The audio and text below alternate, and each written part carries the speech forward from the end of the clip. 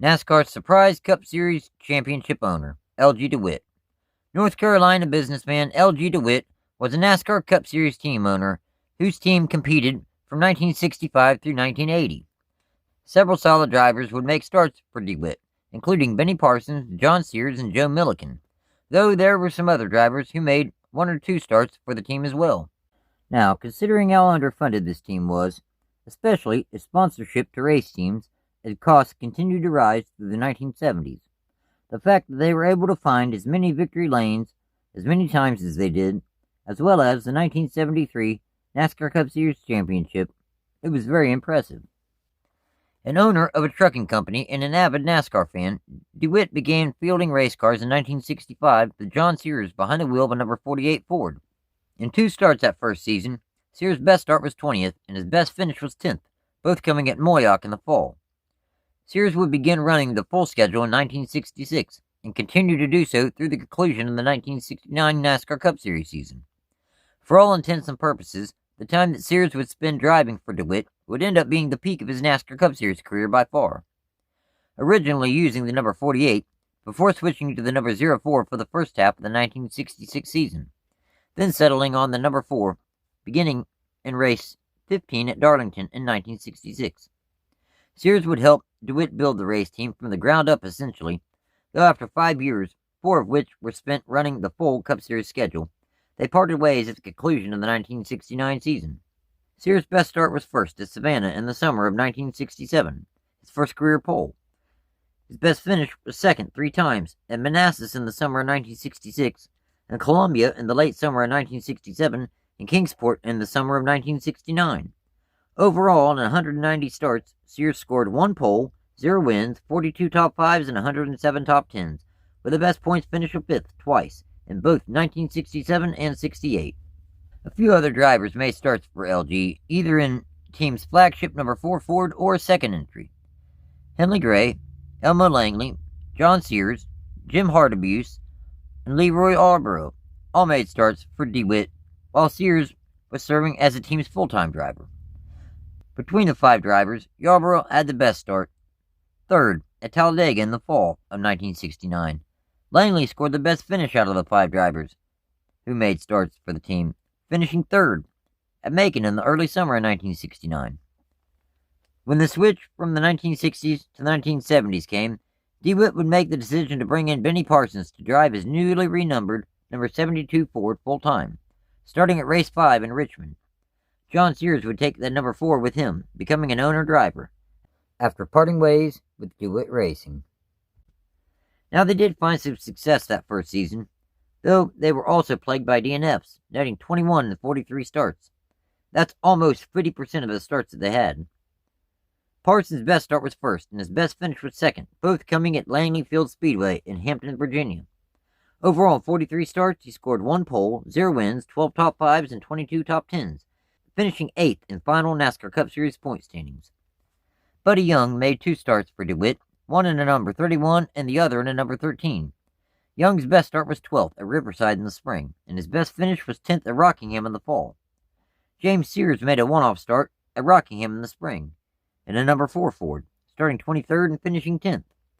John Sears also made a one-off start at Greenville Pickens in the summer, starting 16th and finishing 24th after steering issues ended his race early on lap 40. Benny Parsons would remain the driver of DeWitt's number 72 from 1970 through 1978, winning their first race together at South Boston in the spring of 1971. The victory was soon overshadowed when DeWitt was in a serious car accident. The team would miss 6 races in the middle of the 1972 season. Fortunately, DeWitt was able to recover enough to get himself home and the team back to the racetrack, returning to the circuit in late July at Nashville Fairgrounds, where Parsons would get a strong third-place finish. Then the following season, in 1972, with the addition of R.J. Reynolds Tobacco Company as the Cup Series' new primary sponsor, forming the then Winston Cup Series, the schedule was significantly shortened, and the point system was changed a bit also, starting what would be called the Lapford system. Parsons went winless in 1972, but in 1973, with the addition of crew chief Travis Carter, Parsons drove that number 72 Chevrolet to a very solid, consistent season. So consistent, in fact, that Parsons would win the 1973 NASCAR Cup Series championship, beating Cale Yarborough by less than 100 points, dominating the summer race at Bristol, starting second, leading 320 laps, then winning the race. Overall, in 28 starts, Parsons scored 1 win, 15 top 5s, and 21 top 10s. Parsons entered the final race of the season at Rockingham with a slim points lead. On lap 13, he was involved in a serious accident that heavily damaged his car. Both Parsons and the team believed that they had lost the championship. Well, other teams assisted him with the repairs and got Parsons number 72 back on the racetrack relatively quickly by lap 136 to finish the race. Fortunately for Parsons and DeWitt, championship rival Richard Petty had engine issues while Parsons was repairing his race car. This left Petty to finish 35th and gave Parsons the title. Throughout the remaining time that Parsons would spend driving for L.G. DeWitt, he would find success all the way down to his final season in 1978, winning the 1975 Daytona 500 along the way also. Never again able to find his way back to the series championship, though he never finished lower than 6th in final NASCAR Cup Series point standings the remaining time of his driving the number 72.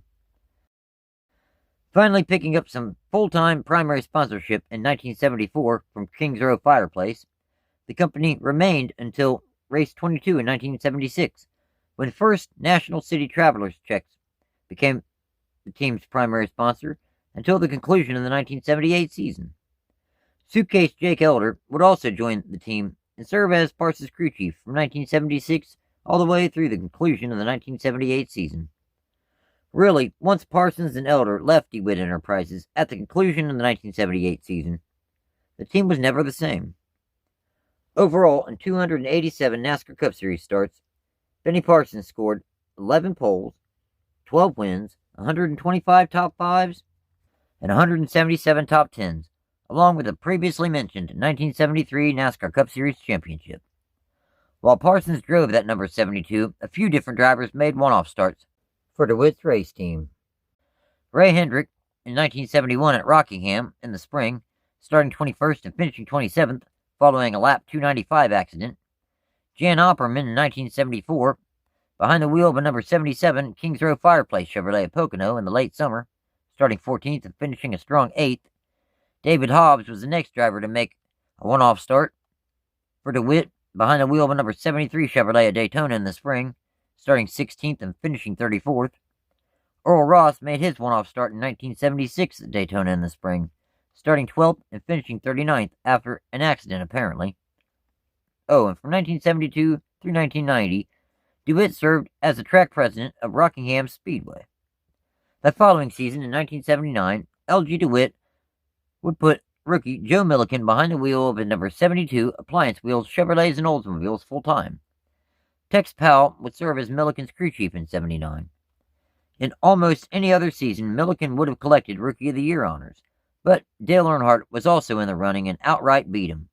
Nonetheless, with all things considered, the DeWitt Enterprises race team had a pretty decent season. Millikan's best start was first at Nashville in the spring, and his best finish was second at Rockingham in the spring. Overall, in 31 starts, Millikan scored 1 pole, 0 wins, 5 top 5s, and 20 top 10s, finishing 6th in final NASCAR Cup Series point standings. The decline of this team met its end 9 races in to the 1980 NASCAR Cup Series season. Without sponsorship and skyrocketing expenses, the Cup Series was changing to the 110-inch wheelbase, down from the big long cars with the 115-inch wheelbase, starting in 1981. Millikan had some solid runs in those final 9 races in the number 72 in the beginning of the 1980 season. His best start was second at Rockingham in the spring, and his best finish was 4th at Riverside in the spring. Overall, 9 starts, he scored 2 top 5s and 5 top 10s. That was it for DeWitt Enterprises in NASCAR, with DeWitt passing away in 1990. So, in 530 NASCAR Cup Series starts, DeWitt Enterprises scored 13 poles, 12 wins, 177 top 5s, and 315 top 10s, winning the 1973 NASCAR Cup Series championship. Thanks for watching, everyone. Take care.